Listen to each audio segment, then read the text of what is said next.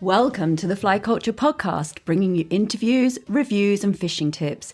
Here's your host, Pete Tigers. Hi everyone, and welcome to this week's edition of the Fly Culture Podcast.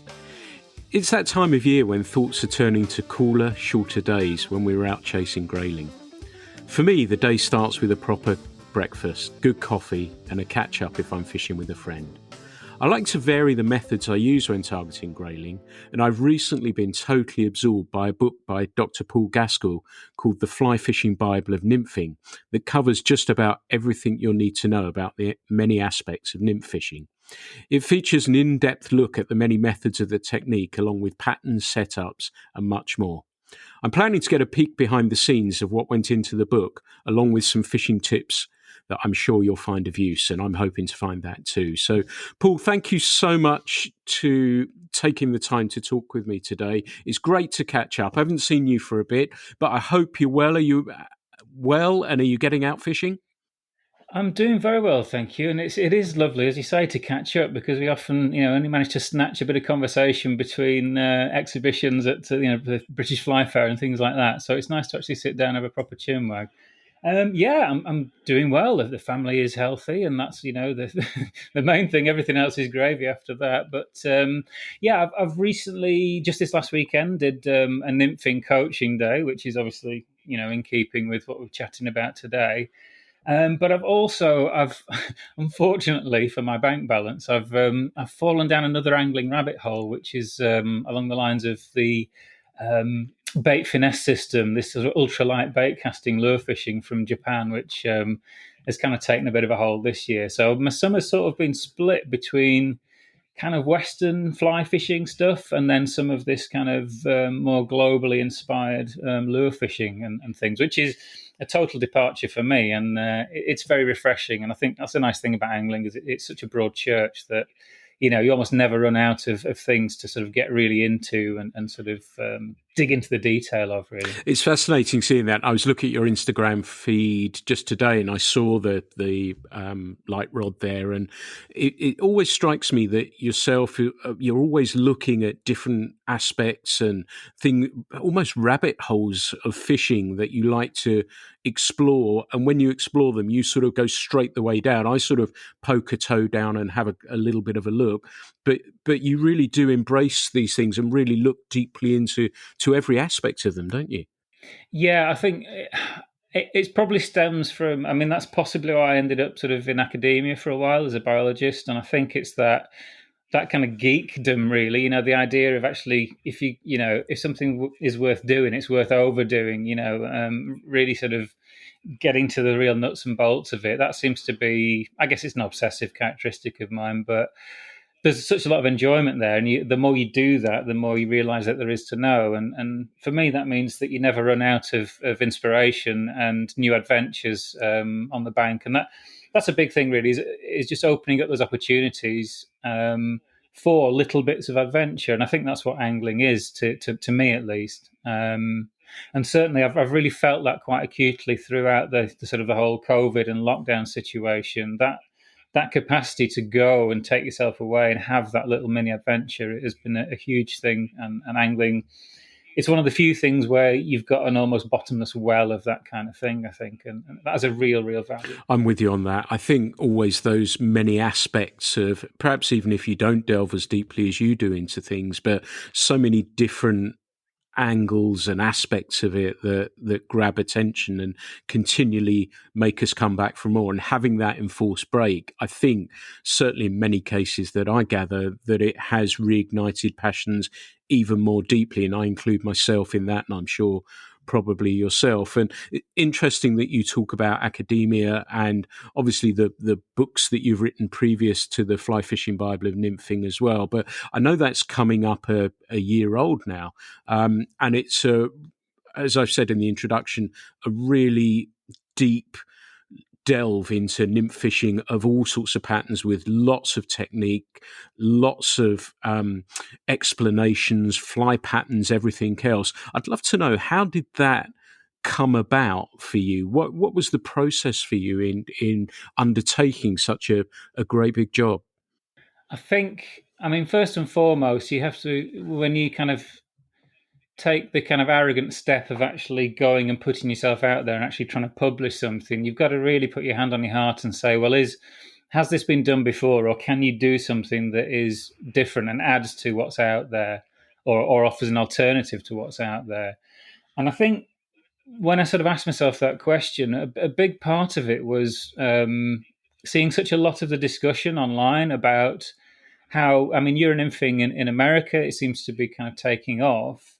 And at the same time, it seems to be quite a narrow slice of what I was aware through my own experience. So it differed quite a lot. The discussion and the topics within that, it seemed to differ quite a lot from my own experience. And therefore, by engaging in those sort of discussions, it seemed that the takes that I had on it seemed to have some value to people. So that kind of gave me the permission to at least try and do something that's really comprehensive and really good. If you don't quite get it perfect, then, even getting close to that sort of lofty and probably ridiculous goal, it should, result in something that's of value to the wider community. And it did seem that so many discussions around it focused around sort of tight line nymphing with a sort of some kind of longer leader, whereas all of the rich sort of tapestry of different techniques that evolved, particularly from continental European competitors over the decades. I was aware that it took in a much broader sort of more sort of almost artistic kind of range of sort of approaches to really understanding rivers and the fish that live in them.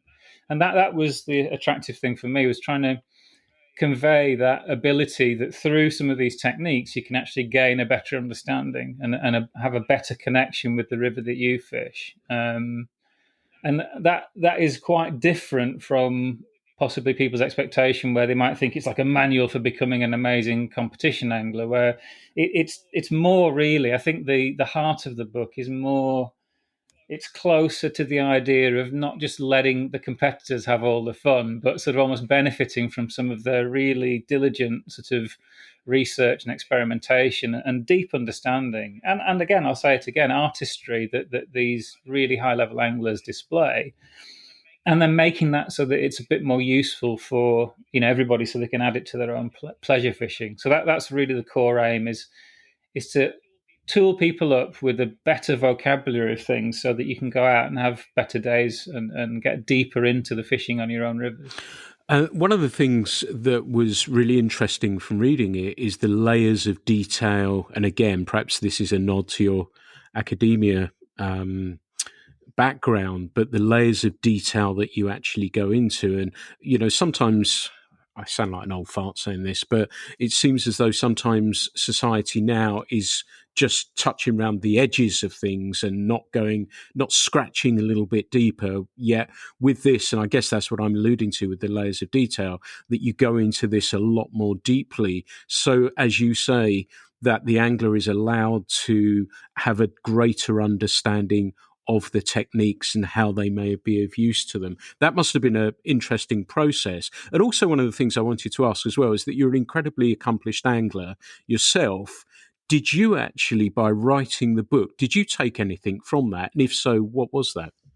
100%. I'll break that down into a few different things, because there's quite a few different elements to unpack there. But in terms of what I took out of it is, if you're forced to explain something to somebody else it may not be their first language, in inverted commas, the technique or the sort of philosophy or whatever it is you're trying to explain.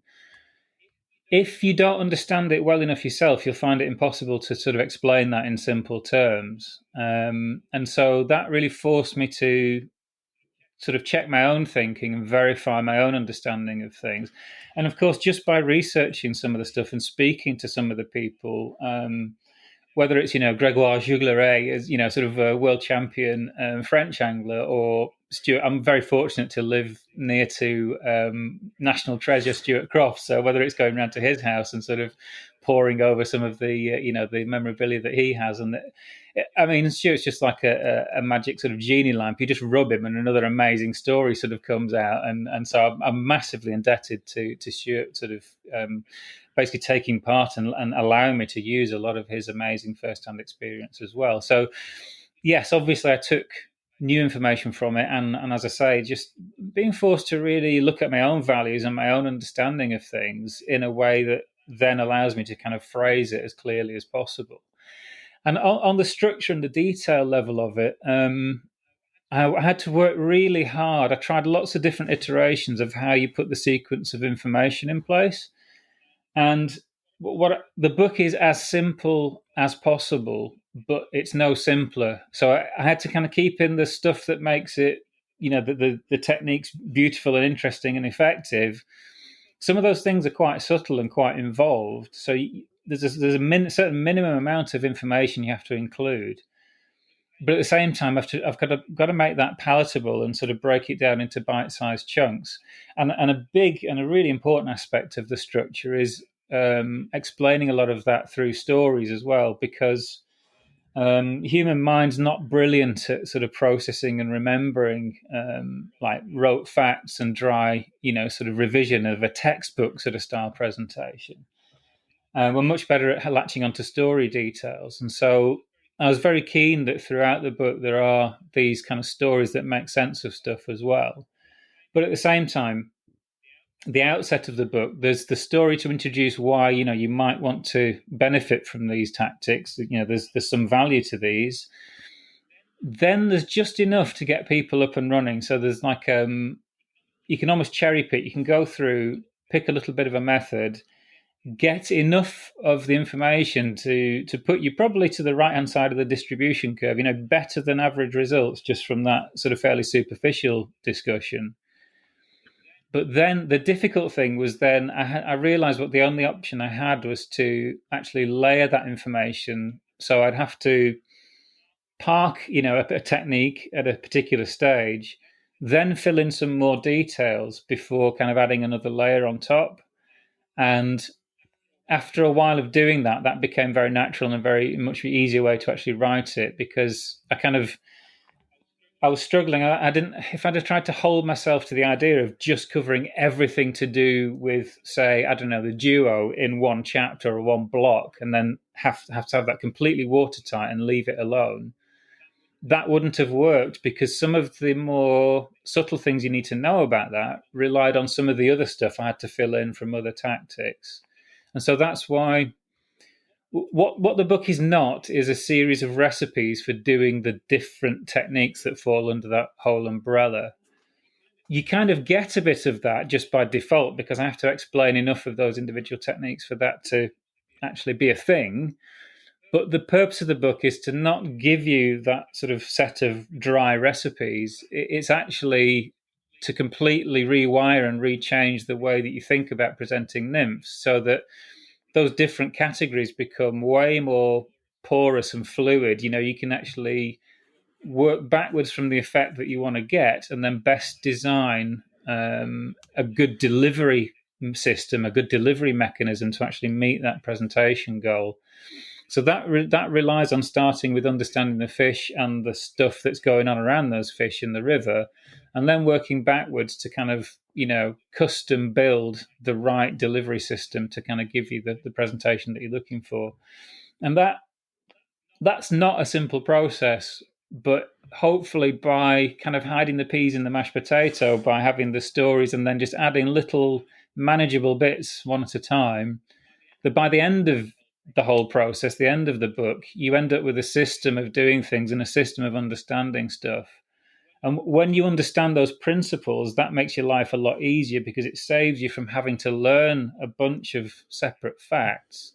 Because if you learn one principle, you can work out what the facts need to be by sort of, reverse engineering it, if that makes sense. So that was how that sort of whole process came about. And then also by forcing my brain into that mode of thinking, that's one of the big things that I got out of it was, I've now got a clearer sort of toolbox and mechanism to go out on stream with, having sort of done that thinking to try and unpick it and then build it back together and not have any bits left over, hopefully.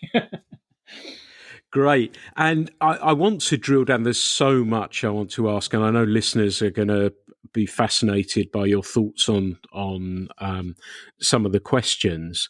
But you focus on all those aspects of nymphing. Do you have something, if you're going out for the day and you're going to be near. Do you have a favourite form that you really enjoy and say, right, I'm going fishing today, or do you adapt to the conditions and fish to the conditions, or is there something to say, I'm going to just fish a duo today, or I'm going to fish this? Is there something that you personally prefer to fish?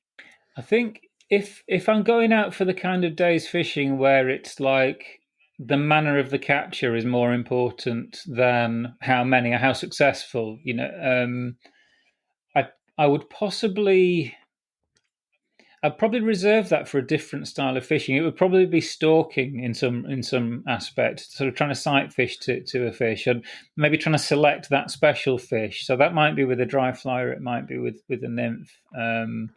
But that if it was like, well, if I take the rod for a walk today and it doesn't get cast, then that doesn't matter. Then it would probably be some aspect of stalking. But if I'm going out with an aim of nymphing, what I would say is I definitely fish to the conditions, and I find there is a satisfaction in feeling like you've understood what the sort of the puzzle that's been laid out in front of you, and sort of demonstrated that by, and I'm not talking about going out and necessarily just like, oh yeah, let's batter 100 fish, and that's the aim of, it's all about the numbers. But what I would say is that if you've understood the conditions that are in front of you, when you spend a focused amount of time, you can have a really nice encounter rate. You can catch a good few fish. Then you can sort of, relax a bit, look around, take in your surroundings, and just have that satisfaction of a job well done, or a situation well understood. And so within that there isn't one specific method. It's that process of kind of unpicking the puzzle and then saying, yeah, okay, for this set of conditions, this is, what the best method in my opinion would be, and then sort of applying that and trying it and seeing if the fish agree with you. And I think there's a great satisfaction in that. And so for those kind of days, I'm probably what I'm after, the goal, or the payoff that I'm after, that's probably not sight fishing to sighted fish. That's probably a situation where you can't sight fish, but you need to read the structure and the habitat and read the water to try and deduce where the fish are. And then it's that sensation of casting into the unknown and then suddenly having that rod sort of come to life in your hands. And it's that childhood sort of joy of hooking up and it could be anything, you don't know what's on the other end of the line. And so I think if I've got my nymphing head on, that's what I'm after. That sort of completely inanimate set of, rod, line, and rigid fly, piece of metal, and sort of whatever else you've got lashed onto that. When that whole thing comes to life and there's a kind of a twisting, living, grayling or trout attached to the end of that, it's that instant where you get that hookup. That's what I'm really after, and feeling like you've done that well. There's a certain satisfaction in that, I think, and yeah, that's the feeling I'm looking for. Great answer, I like that a lot. Let's move on to some of these techniques. And what I wanted to do, you've used, and I'm the same as you, tight line nymphing, Euro nymphing, yet you go into the different methods, Spanish, French, Czech, everything else. And it was lovely to hear you. I'd heard this term so many years ago, and I can't remember where it was, for French nymph fishing, au toc. And I've mentioned it on a previous, and it was lovely to see that term. I've never seen it since, and it feels like 100 years ago I read that, and it was lovely to see that in there. But what, for somebody, I think, like you say, tight line nymphing or Euro nymphing covers those bases for how most people are actually going to fish. But how would you define the differences between them for people to actually understand Spanish, French, etc.? How would you define those for people? Well, thanks for that. That's an almost complete hospital pass, because it's a nearly impossible task, but. It's a strange paradox, because in the book, what I want to do is ultimately to get away from those distinctions. But at the same time, I have to accept that we need some useful labels so that we actually know what the hell we're talking about in different circumstances, and to recognize at least some of the known history and development of these things, because obviously there's a lot of stuff that is just it's too hidden in history, and you can't, you don't know unless you're a part of that particular event at that time, what the actual real history is. But we do have a handful of shorthand and fairly useful labels that may be more or less accurate, but broadly speaking, I mean, what I start out with is and this is one of the drivers for writing the book in the first place, was the idea that there's such a thing as longline Czech nymphing, which is, it's sort of it's very, very similar to classic upstream nymphing that you'd see sort of, whether, I don't know, one of the classic sources of inspiration for myself was Oliver Edwards' videos of classic upstream nymphing and various other things as well. But that inclusion as basically the favoured pleasure fishing tactic of I can't pronounce his name, I do apologise, Jurje Klima, the Czech world team coach. Back in the early 2000s, I went on a residential course with him and a bunch of other people to delve into that method, which is, it's surprising to learn that you have this kind of, it's somewhere close to kind of upstream spider fishing mixed with, classic upstream nymphing, but then they do this downstream presentations as well, and it's quite a rich sort of tapestry there. But that's what I would say is one end of the continuum, is that fly line at least partially on the water as sort of at one end. Then there's the kind of the short line styles, which is like ultimate drift control. So you've got Polish and Czech nymphing and the whole arms race that went on through the development of those tactics. That was really probably the birthplace of what people started to understand as like European nymphing, when the Eastern European teams came over to the Welsh Dee and just destroyed the home nations in a famous World Championships in 1990. That was when we started to see the explosion of fly tying magazines featuring, Czech nymphs and Polish nymphs and woven nymphs and that kind of thing.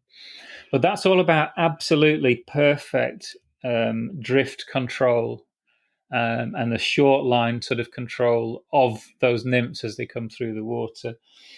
And that is deceptively nuanced and complicated. It looks like the most noddy style of fishing in the world, but there's Czech team members that practice just tracking those nymphs on a short line 3 days out of every 5 days of fishing that they do every week. And they're still getting better at that after 10, 12, 13 years, just tracking those nymphs perfectly. So there's a lot to that, and there's a lot of detail hidden in such a seemingly simple method.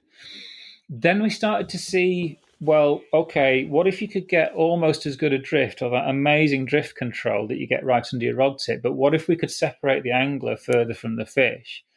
And so that's where you got some of the development of let's say, the traditional style of French leaders that had particular tapers that give a particular turnover. That allowed almost the same level of awesome drift control, but you could separate the angler from the fish, so you had more stealth and you had more opportunity to unlock some of these, very, very technically difficult sections of rivers that the competitors would be fishing. And then there's a bit of a kind of an interesting side arm that comes in from the Pêche Toc stutter style, which is a bait fishing style originally with super, super long rods. I think I remember John Beer writing about that years ago. I think he ran across in one of his articles, this is decades ago now, but I'm sure that John Beer mentioned it in one of his pieces a long, long time ago, being in France somewhere. But that was a bait fishing method, but that was on a kind of a collision course and ultimately ended up converging, probably through, a lot of influence through this kind of maverick angler, Pierre Sempe, who was a bait angler, but then started shortening some of the Pêche Toc sort of rods and then going for really refined rigs and very, very finesse kind of rigs and setups, fishing some of these highly pressured French rivers that demand just such a unbelievable elite level of angling knowledge to actually get a bite, let alone land anything. Then that sort of started to segue into, well, okay, swapping the bait for flies. And then that kind of had that kind of convergent evolution with what has now sort of come into this nymph field and / what is known as Spanish nymphing, which are these very, very fine nylon leaders that are pretty level, or there's maybe a small step in them, but there's the taper in there is nothing to do with turnover. It's just to do with absolutely minimizing and almost removing the connection between the rod tip and the fly, so the fly drifts completely naturally.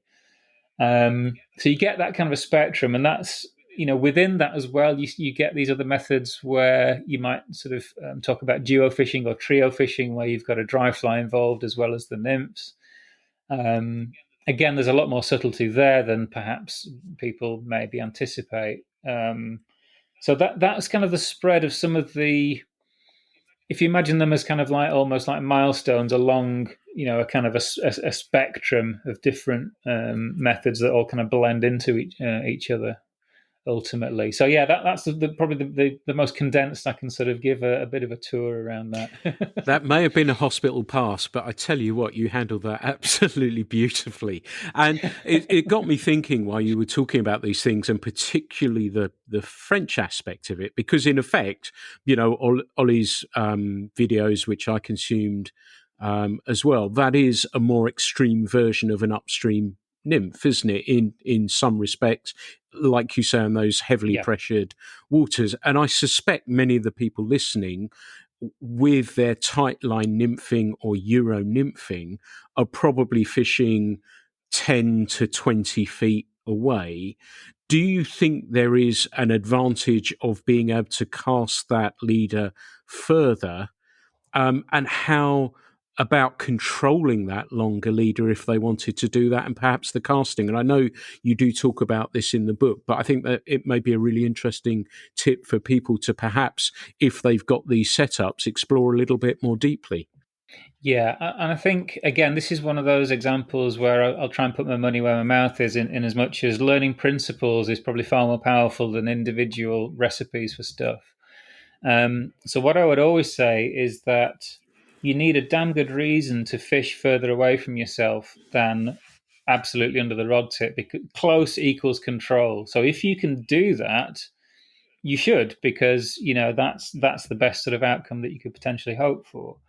At the same time, deciding on why and how you should extend and increase that separation between yourself as the angler, which to the fish is a potential predator, right? So taking yourself, further away and creating more separation, why and how would you do that? And so the principles I talk about a lot there, and actually, again, it is heavy-handed and it is a plug, but at the same time, it's kind of pertinent to what I'm saying. But it took me an entire book to explain how to use the ratio of the amount of available background noise. That's just a kind of confusing sort of,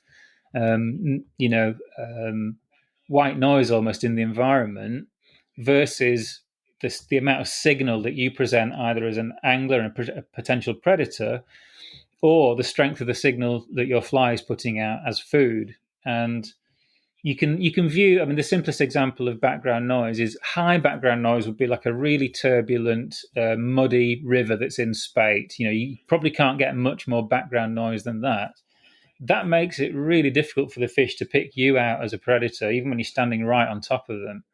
At the same time, your fly is not going to stand out particularly well. So it's the ratio of that confusing background versus the signal of what's there for food or potential threat. The complete flip side of that would be low background noise, would be very low, flat, crystal clear water with a bright, brassy sunlight. Now, clearly, you can't walk up to fish, certainly not trout, and just stand on top of them and plonk a fly on their heads in completely flat water like that. So it's the amount of that available disguise that's provided by that background noise that tells you how far you need to be and how much separation you need from that fish so that it's unaware of you being there. And the only thing, and certainly the first thing that it sees, but hopefully the only thing it sees, is the thing you want it to eat, which is your fly. And so that gives you a sliding scale of how you actually approach these things, how much separation you need, and where you want to position yourself, or where you need to position yourself, so that you don't just blow it before you've even made a cast, which is what happens to most people most of the time, is they don't realize they've already screwed the chances because they've already spooked the fish. And no fly angler in the history of angling has ever caught a spooked fish. They might have foul hooked one, but they certainly haven't had a spooked fish come up and take the fly. It's never happened. But we don't see so much about that in the angling literature. because the sexy side of it is kind of the imitation and the kind of the nice fly patterns and the latest rig or whatever it is. But understanding how to practically apply stealth and separation and range is part of that. The flip side of that is you could say, okay, well, why not play it safe and always be as far away from the fish as possible? But the nice thing, the addictive thing about angling is that there's never one perfect method. You're always trading off the strength of one approach against its inherent weaknesses. And you need to try and get the best ratio of the best amount of strength with the least amount of drawbacks to it to actually, that's when you sort of, you're doing it well. And there's always more than one way to achieve that as well. So there's always more than one way to skin a cat, which is great because you can play around with different elements of how you get the stealth at the same time as getting the presentation. And obviously, well, maybe not obviously, but it's certainly true that the further you are from the fish, the more difficult it is to control the presentation. And certainly the more difficult it is to actually control the contact you need for an effective hook set. So you could be achieving a perfectly adequate presentation at extreme range, but you're never hooking any of the fish because you just, there's too much. The surface tension is gripping your line too much, your rod's too soft, or whatever it is. So you need to be able to draw those cost-benefit curves and find out where they cross over, basically, which is, again, the inner geek coming out. So, yeah, that's what I would say is try to understand, build up that picture of how much disguise you've got available and therefore how close you can be. Then have a very good reason to be any further away than that. You'd need an excellent reason to be further away than you could potentially be based on the amount of stealth you need. That might be that there's like crocodiles in the river, or a raging torrent that's like 15 foot deep that would kill you if you stepped into it and you can't reach any closer. But those are the kind of things you're thinking about, rather than, well, I can just strip an extra yard of line off, so I will, because you're not really doing your best under those circumstances. It's a slightly lazy thing, and you haven't maybe earned that extra special fish by really understanding the positional sense that you need to apply. Great answer. And it takes me back to what you said at the beginning when I was asking you about your personal fishing and fish the conditions. And that's, I guess, in effect, what you're saying from that point of view.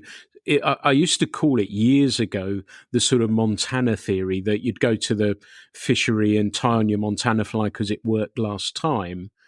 But there are so many other aspects of it, and the fish may be different in the water column, they may be whatever it may be, and it's similar to that. And I've always tried my best in the best way that I possibly could, is to get people to look at every situation that they possibly can. And this brings me, I was going to go somewhere else, but it brings me on to flies in the sense, and we'll just touch on them, of looking at that particular pool and adjusting weight and change of patterns as a result of that, I guess. Is that something you're conscious of? Is that something you do when you assess a pool as you step into it for the first time? Yeah, I mean, one of the thing that it all sort of builds up to in the book itself is that, and again, I have these tongue-in-cheek names for things, but it helps me to remember it, and hopefully it helps other people to remember it. But I've written about this magic bullet method for choosing the fly and the position and where to fish it, and for different times of the year and different sets of conditions. But that's actually all based in the biology, the characteristics. It's actually trait-based ecology, which is very trendy in pure ecology and applied ecology these days. But it takes that understanding of, well, why, based on how these bugs get their food at different times of year and what they're doing, and also how sensitive they are to low oxygen levels, what are they doing at different times of year that means that the fish would then follow them into those different areas of the stream or the river? And it sounds kind of complicated, but if you remember three or four principles, again, it kind of explains pretty much everything else. You don't need to learn a ton of facts, but when you understand what the fish are probably doing and why they're in, for example, in winter, if they're in the cold, slow, deep water, and if they're grayling fishing, they're often packed in really tightly together. If you understand why they're there at that time of year, then you've got a much better chance of actually designing stuff to offer them that is appropriate to that. Flip side of that is that, in the middle of August, while you might be wading in calf deep water, fishing a single nymph on a Spanish leader in, really pacey but clear sort of shallows where there's more of the grazing sort of invertebrates are kind of having a bit of a party at that time of year. So there's like a biological basis for why the bugs are doing what they're doing and therefore more vulnerable. That tracks onto what the fish are doing. And then this is an example of understanding that and then building backwards to what you then do. And so what I find is when you've locked into a particular pattern or a system of what the fish are doing on that day, if it's weird, if you get the fly that's just about the right sink rate for one set of conditions in the river, you almost I was going to say almost never. That's not true, but very, very often you don't need to change the weight or the sink rate of that point fly because it's kind of self-calibrating. Because in the shallower water, it's faster because on the riffles it's faster. So it's only had time to sink towards the riverbed in the length of the drift that you're covering in the fast water. Then when you get to a deeper, slower bit, it's moving more slowly, and that same fly, the same properties, has a little bit more opportunity to get down to the riverbed without snagging. So it's almost like once you've dialed in that weight for that river on that day with that diameter of nylon, because that resists how easily it sinks and tows that nylon down through the water, or fluorocarbon if you happen to be using fluorocarbon for your tippet. Once you've dialed that in, that pretty much applies quite well for most of the spots that you'll find on that river. Now, that's not to say that you won't find situations where nipping that point fly off and swapping it for something lighter or heavier isn't necessary, but it happens way less than you think it might, I think. And again, the big caveat is that you've already correctly dialed in that initial choice where it is actually working properly in that main condition that you're fishing on that day. Great answer. Yeah, absolutely. That's really, really fascinating. And it's got my mind, as I said, it's going at 1,000 miles an hour. And I'm trying to think of some interesting questions to tie in with that. One of them, that I've got plenty of them here, but while we're talking, there's so many more coming into my head.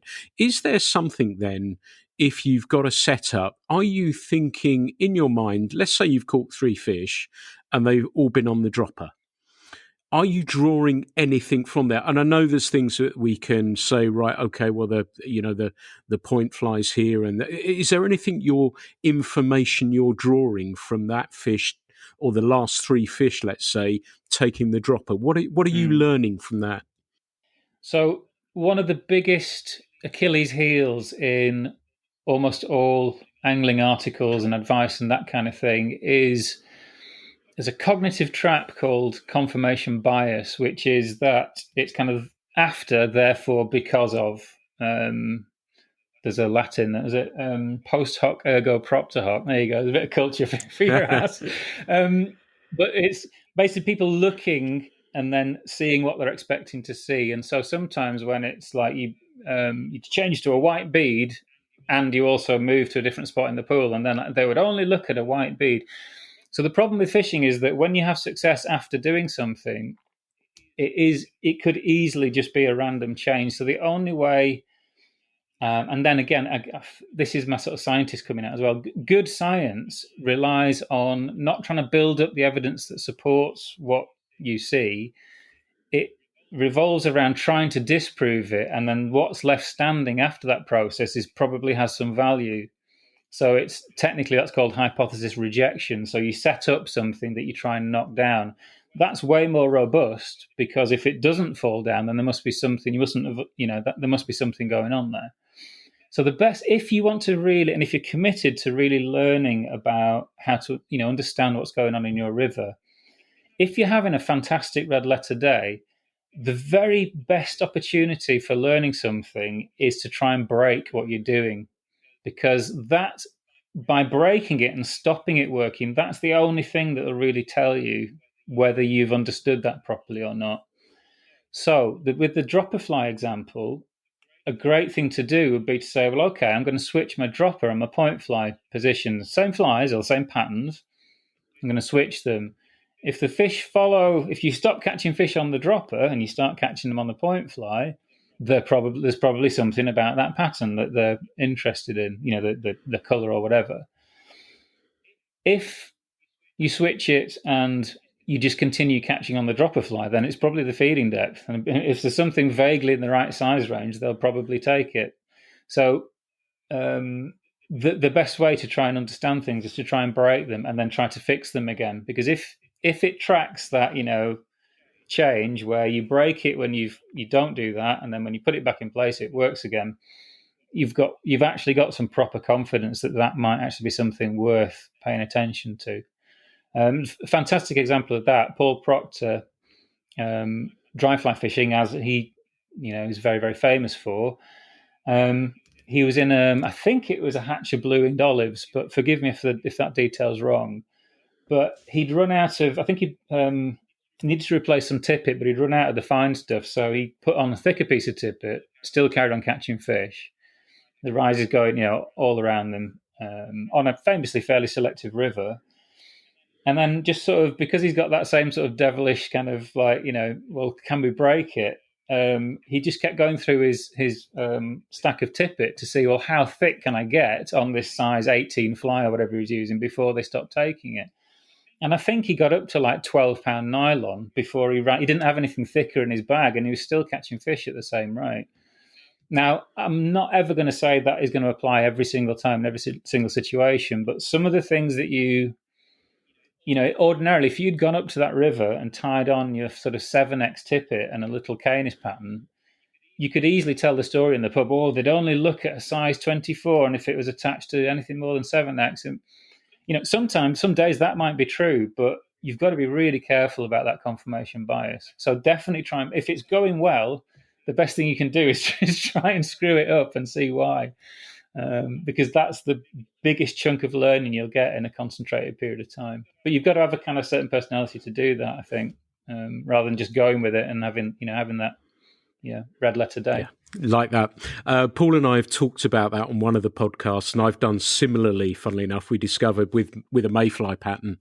And it was getting so thick that I couldn't thread it through it made little difference. But that's a really great tip for people to, like you say, if something's working, mix it up a little bit. And that's how you learn. That's how you get better as well, isn't it? Mm.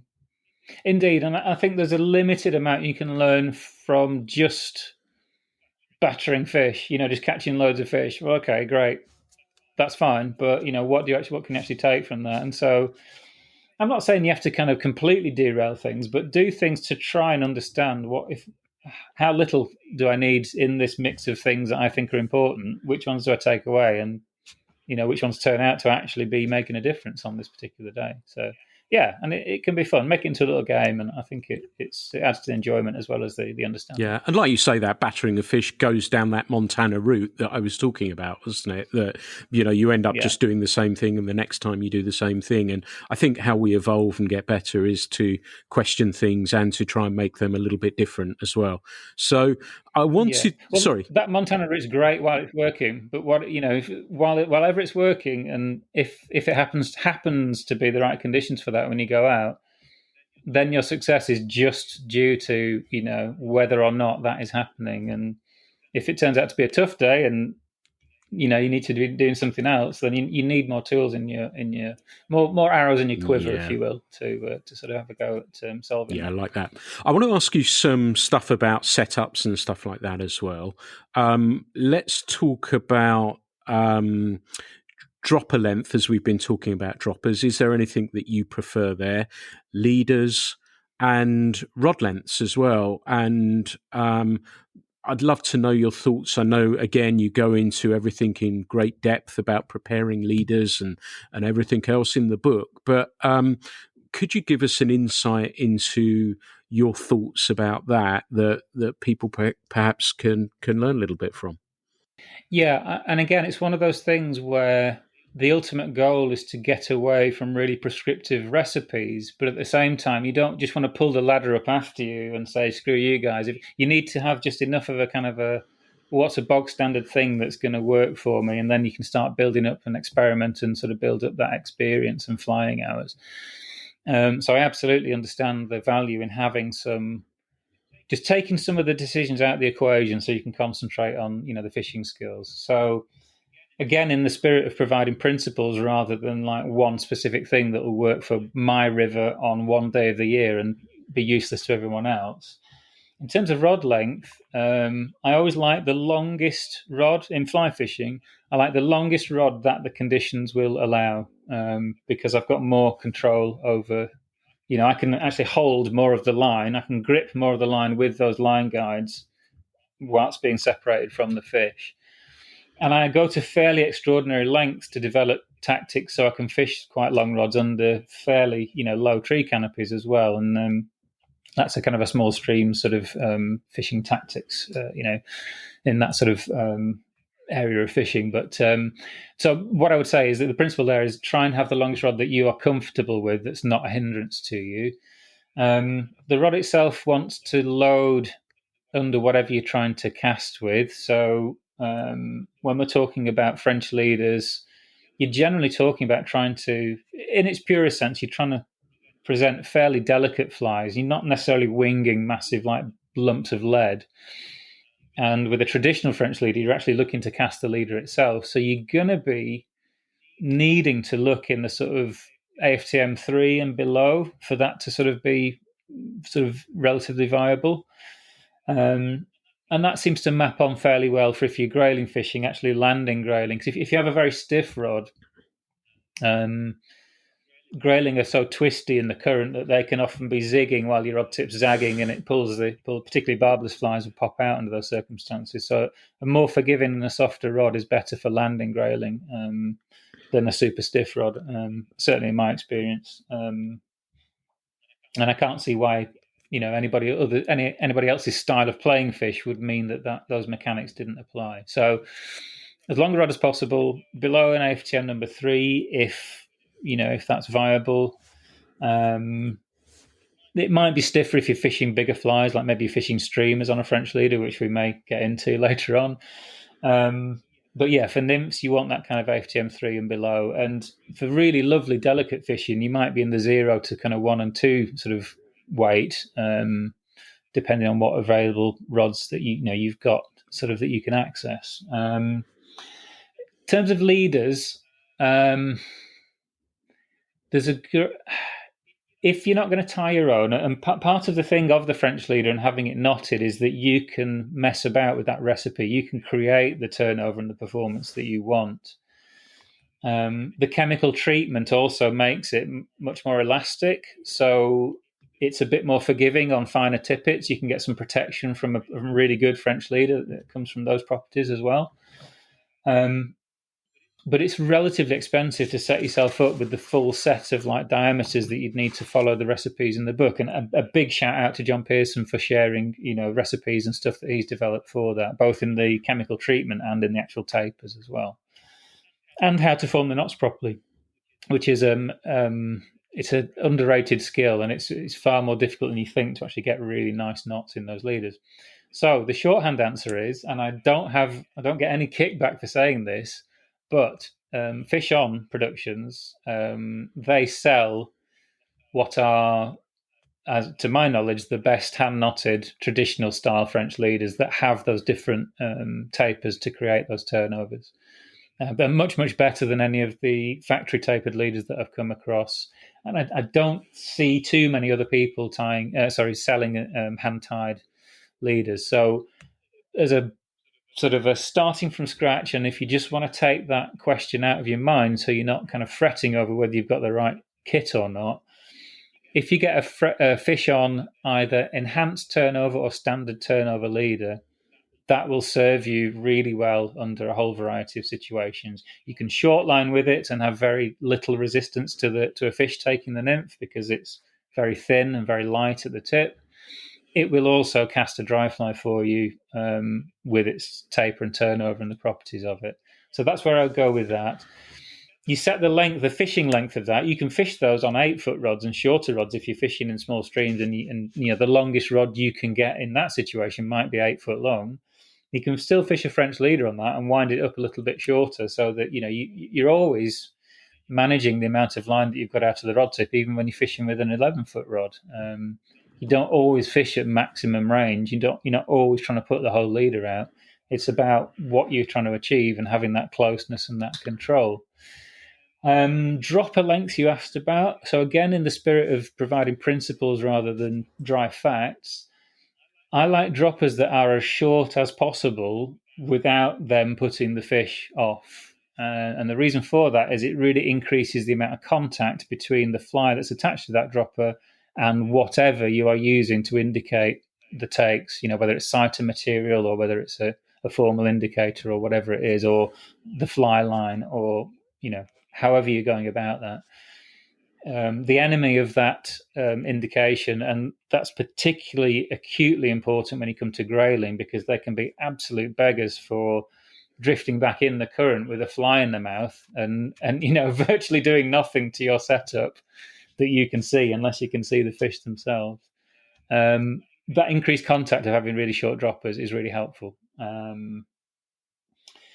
You might want to put in a bit of contingency to give yourself a few fly changes worth, so you can nibble away a little bit at that length of the dropper tag, the dropper leg, before it gets too short to even kind of tie a knot with. But beyond that, I'm happy to fish like 2-inch long droppers, and sometimes one aspect of that I go into a little bit in the book is that idea we've been playing with a ladder leader, where you can pre-rig droppers on some rig holders, and then that just allows you to, if you've got several flies already rigged up on several droppers, you can just loop to loop those on in the sort of the connection that we show in the book. That's as quick as biting the leader, the dropper off and retying the fly onto it. You can just pull on the little tags on the loop that we sort of designed to make that a quick change sort of a system. So that's another way around it, is having really consistent dropper lengths, because they're all pre-rigged in the same way that a coarse angler would pre-rig hook lengths for feeder fishing or trotting or whatever it is. Brilliant.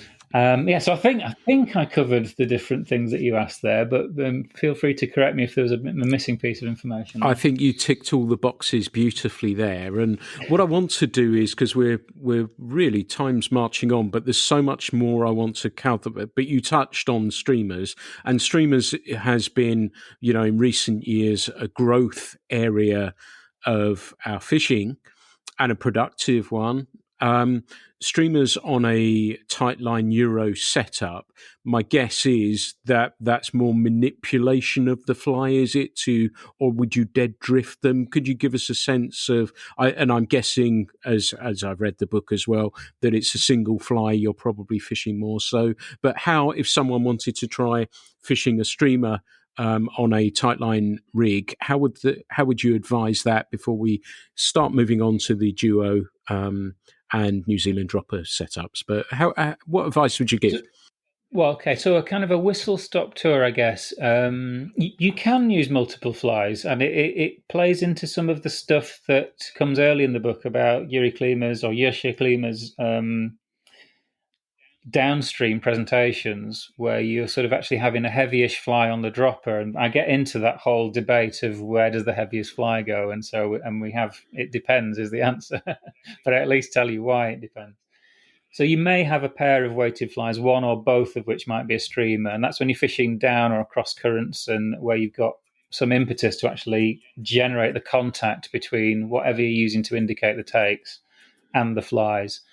But more specifically with that single streamer approach, it's really interesting because it covers the full spectrum of presentations from they're awesome as dead drifted flies, a sort of a crippled bait fish coming down down in the current it's a fantastic mouthful for a big old spotty predator.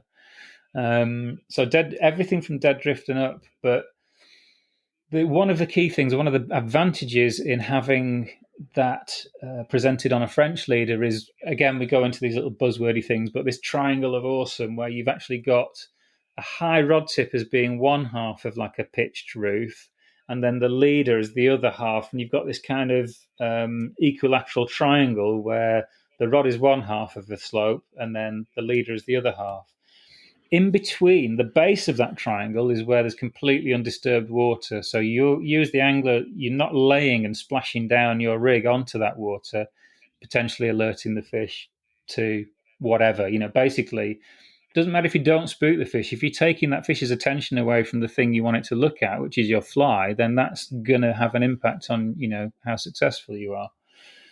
But that ability to hold that line off, that also takes a lot of those conflicting currents out of the equation as well. So you have a really direct contact to the thing that you're presenting, and then it really faithfully follows whatever you do with the rod tip as well. So you can impart some much more subtle and much more bespoke designed movements and enticing sort of manipulations onto that fly because you've got that direct contact. You've not got that insulation of the heavy fly line glued on the surface, which then has a hinge down into it. Now, clearly, I'm not saying that isn't effective and that there aren't occasions where that's the way to go, because that very often is the way to go. But opening up that other end of opportunity as well, to have that high rod tip and have everything apart from the tippet cutting down, held off the water and the tippet just cutting down through that surface, it opens up an awful lot to you, and little subtle cross-current manipulations that get to present that broadside flank of the fly to the fish, that side-on profile, which if a trout or any other predator sees bait fish broadside onto the current, it's usually because something is wrong. It's either trying to get away from danger, or there's something, it's injured. Because normally they're doing everything they can to stay in line with the current and just minimize that drag that they're fighting against the whole time, and desperate attempt to eat enough food to grow big enough to get a better lie. So baitfish side onto the current is a real trigger sort of prey image, and that high angled rod tip cross stream presentation on a French leader with a single streamer is a beautiful way of doing that, and it's very, very effective. Great. It's certainly worth giving it a try. And you can get really subtle with those streamers as well. They can be almost like nymph sized. They don't necessarily have to be like Kelly Gallup sort of. And again, there's nothing wrong with this style of fishing, but you're not necessarily having to try and throw a 6-inch articulated fly with a 1/4 ounce of tungsten involved with it as well. It can be quite subtle, this game, if needs be.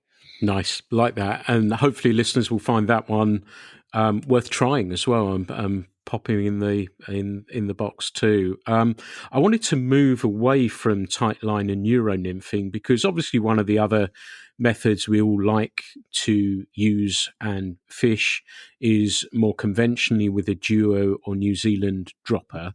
What I wanted to do was start off, before we talk about fishing those setups, because I know you cover that in depth in the book as well, but could you, I've tried my best and I have my views on the differences between a duo and a New Zealand dropper.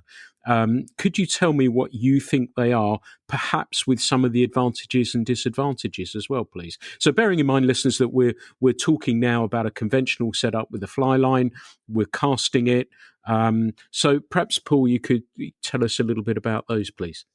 Yeah, and again, I'm sort of careful not to fall too foul of the semantics and the labels and what have you. But what I'll try and be fairly careful in defining what I'm talking about. In my experience, what's defined as a New Zealand dropper is you have a section of tippet that comes, or a section of leader that comes from your fly line, that's attached to the eye of a buoyant dry fly. Then you tie a section of tippet directly onto the bend of the hook, or maybe sometimes a special ring that people maybe adapt for the same purpose, where that nylon or tippet material goes from the bend to one or other nymphs. Now, sometimes it sometimes refers to actually fishing a team of flies where all the flies are sunk, and you kind of daisy chain them together by tying off the bend instead of tying a formal dropper. The duo it's a bit like all oranges are fruit, but not all fruit are oranges. But I would say that the New Zealand dropper, it probably falls under the broad kind of concept of duo fishing, where the duo of flies is made up of a dry fly as one of half of that duo and a nymph as the other half of that duo. That tactic has got more names than you could probably even write down, for if you scribbled it out for a minute, whether it's clink and dink or whether it's hopper dropper or, wherever you want to go with that. But I'm using duo as that sort of description of that style. Typically, you've got a short dropper that attaches your dry fly to that rig.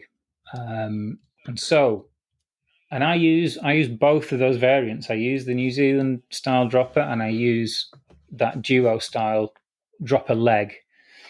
But that being said, I like, again, in keeping with the principle from before, I like that dropper leg to be as short as it possibly can be, because the disadvantage I find, and again, this may be in the style that I play fish with, but the disadvantage I find with the New Zealand dropper is if a significant proportion of the fish are actually taking that dry fly, if it's a good split between the nymph and the dry fly that are actually taking fish, and it should be for that method, that's one of the things that, that clues you into using that method.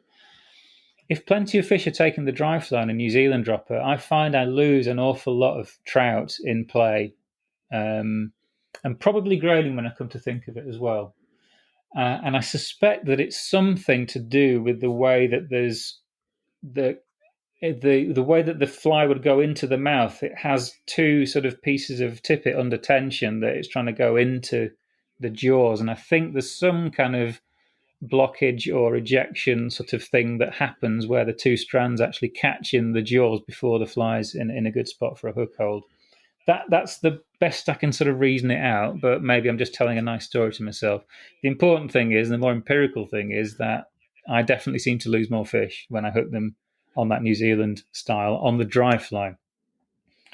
So the good thing is that you can add quite a short dropper, and that for me massively increases my landed fish to hooked fish ratio. Just having that single strand going to the eye of the dry fly hook seems to do a really good job at solving that problem. The downside is that introduces an almost unbelievable extra amount of freedom and lack of contact between the dry fly and the nymph. So on days where more of the fish are taking the nymph, you are going to have to trade. If you want to land those ones that take the dry fly, you're going to have to trade off quite a significant amount of take detection. And it is surprising, particularly if you're lucky enough to fish in clear water and you can see how many fish come to that fly and what it does or does not do to the dry fly. That's a real learning opportunity. And my word, does that take indication change between the direct contact from the bend of the hook. The other thing about that dry fly, it's not only there to catch fish, and it's not only there as an indicator. For me, it's there as a data gathering piece of apparatus. If fish suddenly start showing more interest in that surface fly, that's even if I don't land those fish, that's information. And what I might do is slip off that point fly and just fish the dry fly on its own, because maybe that's where they're switching on to. So it's information as well. And then the final little add-on to that is that I'll often use the New Zealand style if I'm fishing a trio, which is a dry fly and two nymphs. Because what that lets me do, it lets me hold that dry fly off the water. And a lot of the book talks about this triangle of awesome, where you're holding the whole leader and the delivery system off the water. You can hold the dry fly off the water as if it were a sighter or a piece of yarn or an indicator in its own right. Or you can let it ride and sort of have that different you can control the depth by raising it or lowering it. And you can have it acting as that sort of sentinel that tells you when they're starting to pay more attention to food on the surface as well. So I'm trying to just have lots of different nets fishing, and all of them should be giving me some more information. But at the same time, understanding that you're trading off indication for landed fish to hook fish ratio when you're choosing between the dropper leg and then a New Zealand style. Brilliant. That's always the definition I've given, so I'm absolutely thrilled to hear that as well. And yeah, for me, that I think if I'm fishing in New Zealand, I feel I'm probably fishing the nymph. Or more so, I'm fishing that. And absolutely. Like you say, if I'm unsure, I'm fishing somewhere for the first time, I'm not 100% sure what's going on, then I'll go for the duo setup. But yes, if I'm thinking, right, I'm fishing a dry, there's nothing happening, let's see, I'll tie that quickly on to justify that, and then may change the rig as a result. Like you say, the sensitivity between the two is quite dramatic. And I've talked again about that on previous podcasts of standing, as you said, on clear water on a bridge, watching a duo setup register nothing as grayling were eating this fly, and changing to the New Zealand and seeing that difference. So that's really cool to actually hear. One of the things I think... There is one, just Go before on. we leave that topic, there is one other advantage to that duo style rig, and that's not an obvious one. It can be an advantage to your development as an angler, because if you practice that high rod tip style where the only thing on the water is the dry fly and then the nymph underneath it, so all the tippet right up to the eye of the dry fly is held off the water, developing that casting style where you deliver that and paint those two flies perfectly onto the water and it lands in that ideal fishing position. If you get the muscle memory for that, that will also massively multiply your success when you're using a French leader, to have that ability to hold back the rod tip, let everything turn over and land in perfect fishing formation. So it's fishing right from the instant it hits the water. That's a hidden benefit of using that, because the duo gives you that visual clue that you're getting that right. You can see it turning over. You can see to rein it back and let it turn over and land in the right formation. Nice. You talk when you're fishing the duo, we're obviously getting that idea that you're fishing a relatively short line there. And also in the book, you're talking about the short drift.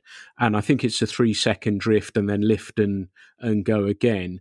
I wondered if you could explain why that 3-second and what the difference you feel would be between that 3-second and letting it come back a little bit closer to you as well. If you could let us know a little bit about that, that would be really cool. Yeah.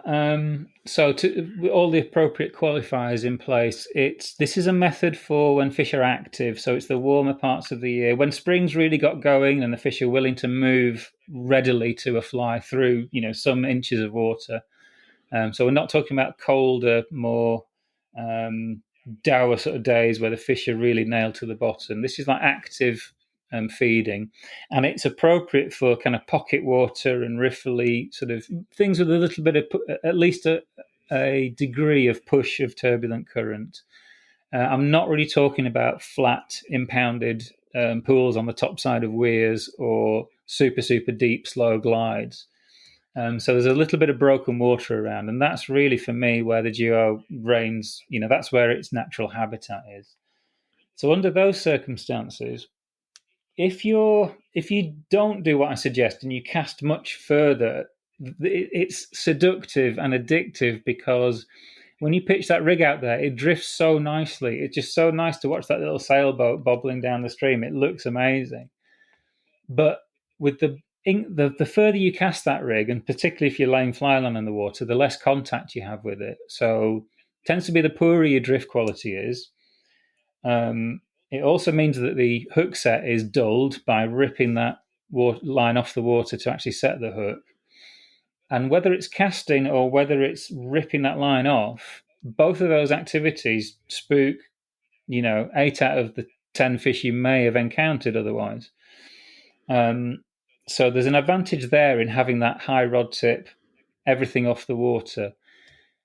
Secondarily, if you reach as far upstream as possible and let that drift for as long as possible, you're going to be sweeping your rod over more of those fish. And it's, again, you've already spooked the fish you didn't realize were there before they've had a chance to see the fly. So that's another reason why carving that piece of water up into many more but much shorter drifts and smaller pieces, it's way less invasive. So it's a very non-invasive way of trying to show your fly it to its best advantage to whatever fish might be in that piece of water. Then you've also got the idea that under those kind of warmer seasons of the year where the fish they're often switched on a little bit more by movement and the idea that this meal might get away, because they're trying to pack on weight while the going's good a lot of the time. And, an escaping meal is quite a strong trigger. So when you do the pick-off at the end of each of those drifts, you've got a little induced take movement with the nymph as it kind of sweeps up as if it's about to hatch or escape. So if you do one massive long drift, you only get one of those induced take movements right at the end of the drift. Whereas if you do three much shorter drifts, then you're getting three of those induced take movements. So you give in the fish more chances to be convinced by what you're offering, because the prey image, the imitation that your fly represents, it's not only the way that it looks, it's the way that it moves in an organized way as well. It symbolizes life. Organized movement is a reliable indication that something's alive and not a twig or a bit of debris. Secondarily, on quite a few waters, you get quite a lot of takes after the fly lands and as it sinks sort of on the drop. On very pressured waters, that effect, I've chatted to Howard Croston a little bit about this, but if you've got a fly that plummets down through the water, that can be a bit of a turn-off. But ordinarily, under most regular conditions, that dropping action of the fly is also a form of induced take. So as well as the three extra movements you'd get with short drifts when you're picking off, you're getting another three of those when it drops in as well. So you're kind of maximizing the attractive behaviors that you're showing to the fish. So that's a very dry mechanistic description of why you can more than treble the encounters you expect to have with fish by reducing the drift duration to about 3 seconds. The critical thing is that point fly has to reach whatever the feeding depth is within that period of time. And that's what, right at the beginning of the book, I talk about John Tyzack catching lots of fish in front of me at Bolton Abbey, and I couldn't get the high rod tip short drift method to work, and it was really frustrating. But the only way I could get fish was to cast a decent amount of fly line onto the water, and I was catching some fish, which was one thing, but I wasn't getting anywhere near the same. I didn't feel I'd solved the puzzle to anywhere near the same degree that John had. And the reason for that was that on that particular day, the fly I was using wouldn't have reached their feeding depth in that short duration. So I needed a more streamlined fly, or a fly with a bit more weight, or whatever it would be, to give me that sink rate. So the qualifier is that your fly has to reach the feeding depth and hit the eye line of the fish within that short drift time. That feeding depth might be 2 inches below the surface. So, you might be using, a North Country spider that's unweighted or whatever. But point is that, whatever that feeding depth is, that the subsurface fly has to hit that eye line within that period of time. So it's a combination of not lining or putting your rod over the fish before they've seen you fly, and then what your fly does in front of those fish whilst they're in that unsuspecting, naturally feeding frame of mind as well. And small and seemingly ridiculous details like that make a monumental difference to your chances of having that spectacularly memorable capture of that 3.5 pound wild brown trout that was sat in just inches of water, just knocking off nymphs as it comes trundling down the current now. Nice, really, really cool. It almost seems, and I didn't want to talk, and I know you've got fly recipes in there, but there's so much information in here that I don't think a particular fly pattern is going to change dramatically what you're talking about. One of the things I was thinking about, though, was let's think about a trio setup in a conventional with a fly line, etc., or a Euro nymph, and you're fishing, let's say, 2 flies. How do you subscribe? Would you be drab and trigger point? Or I know, again, conditions, and that's why I don't really want to go too deeply down specific fly patterns, but would that be something that you're giving consideration to, drab and trigger point, or will there be times, obviously cloudy water, etc.? That's why it's a difficult one to answer. But as a basic rule of thumb, where would you stand on that when it comes to fly pattern selection? It's ideal. It's a good opportunity to put my money where my mouth is and talk about principles rather than like this is the specific thing and that's the recipe and done with.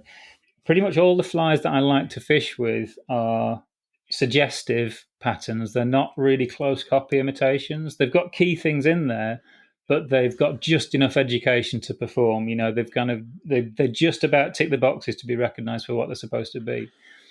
In some cases, I'll exaggerate that and try and get a stronger response. But that comes all the way back again to signal to noise ratio. So in low background noise situations, I'm much more wary of putting a really strong, exaggerated color, crazy color out there as the first play, at least, the first sort of thing out the gate. And the reason is that I at least want to give the fish the opportunity to react honestly and naturally to something that is drab, non-scary. It's not invasive, so if they don't like that fly on that day, I've got a really good chance that I can show them something else and they'll maybe be receptive. The flip side isn't true. If you go in and say, right, I'm going to go right in the face and we're going to go super loud right, from the get-go, that can actually spook fish because it's just too much.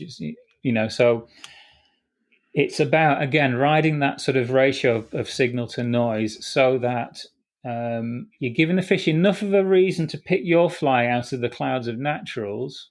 And counterintuitively, your imitation can be too good because it can be diluted by the choice that the fish has got with all the other naturals around it.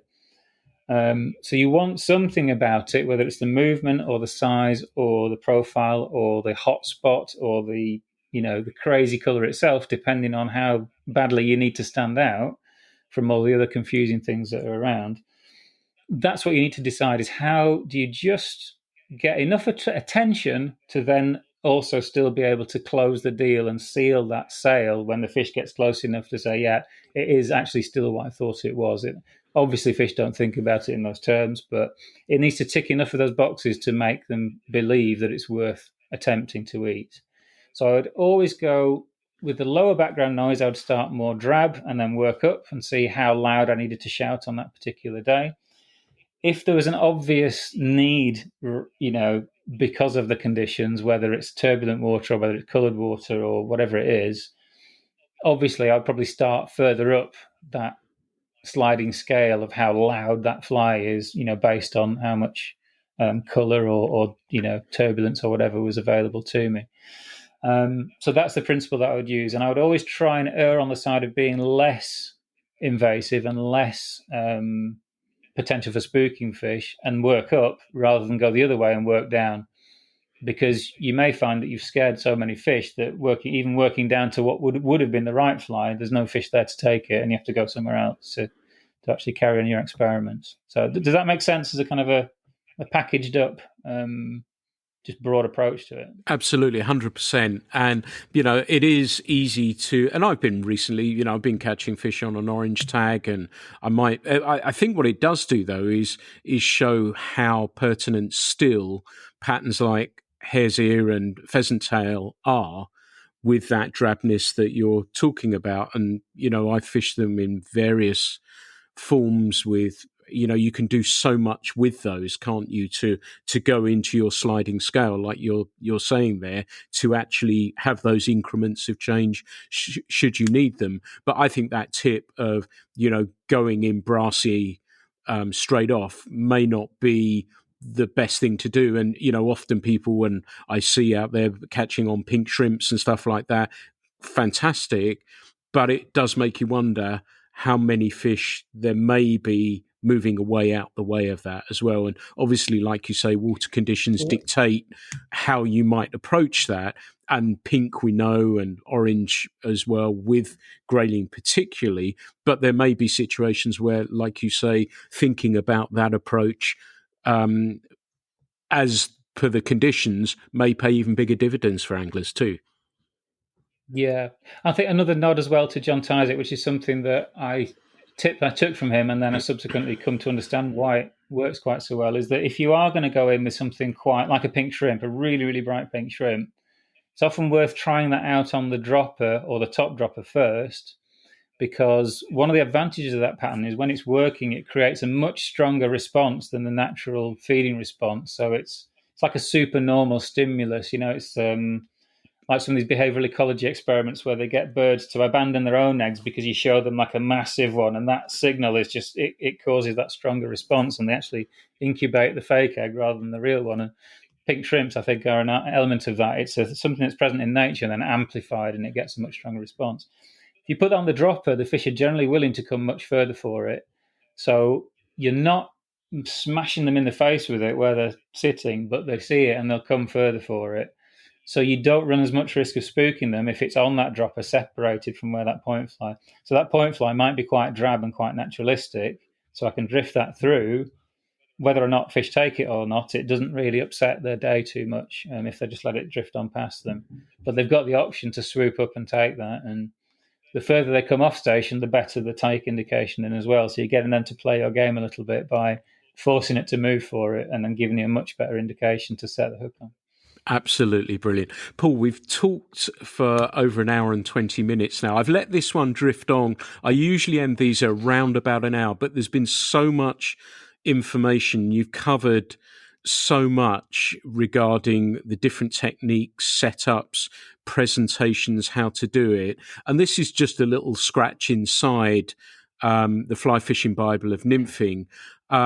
I've loved chatting with you, as I always have done, and I thank you for giving so much information freely. It's been brilliant, but if people have listened to this and have been inspired by what Paul has been speaking about, I've read the book. I can't recommend it highly enough. I'm not on commission. I'm not anything else. All I want is anglers to enjoy their fishing, understand it a little bit more, and learn something along the way. This is the great opportunity to actually do that. So, Paul, can you tell listeners where they can actually buy a copy of the book? Should they want to, and I sincerely hope that they will do, having listened to this. Well, that's really kind of you to say that, Pete, and I really appreciate that. So there's an interesting thing. The book actually comes as a package with book and also over 2 hours of video material as well. And that video material is accessed via an online membership course. The link and the QR code for that course is on the inside cover of the book. So you can just either scan that or type that in, and then you'll get your free access as a buyer of the book. If you want to, you can go straight onto Amazon wherever you are in the world, and there's quite a few now local hubs around the world that will print that on demand for you, which is, I like the environmental sort of sustainability aspect of that, where I'm not carrying tons of stock and I'm not shipping it further than necessary on a routine basis at least. So you can go to Amazon, type in Fly Fishing Bible of Nymphing by Paul Gaskell, and that will get you to where you need to be, and you'll still get your video access through that route.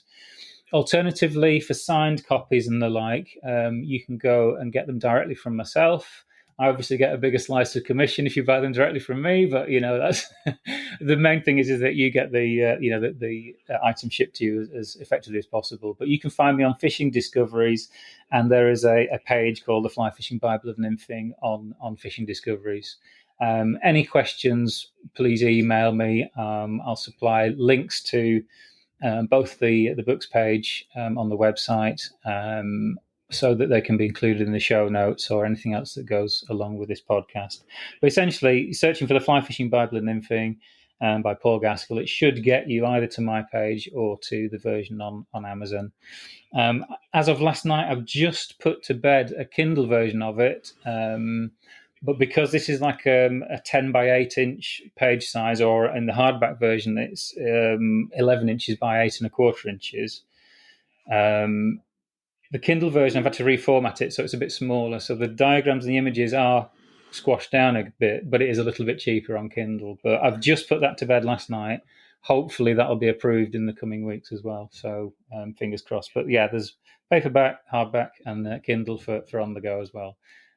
So yeah, and again, Pete, I've really enjoyed chatting to you as well, and thank you for letting me wang on. I think if asking me to talk about fishing, there isn't really a sort of a time limit that's appropriate to that, because I just keep going. But I've really enjoyed the chance to get into some of that stuff with you today. So thank you ever so much for that. Well, thank you again for talking with me. And as somebody who publishes a magazine, I hope you'll buy the hard copy too as well. I'm a big believer in the real thing, so hopefully you'll do that and go along to Fly Fishing Discoveries to buy a copy, so Paul gets more from it as well.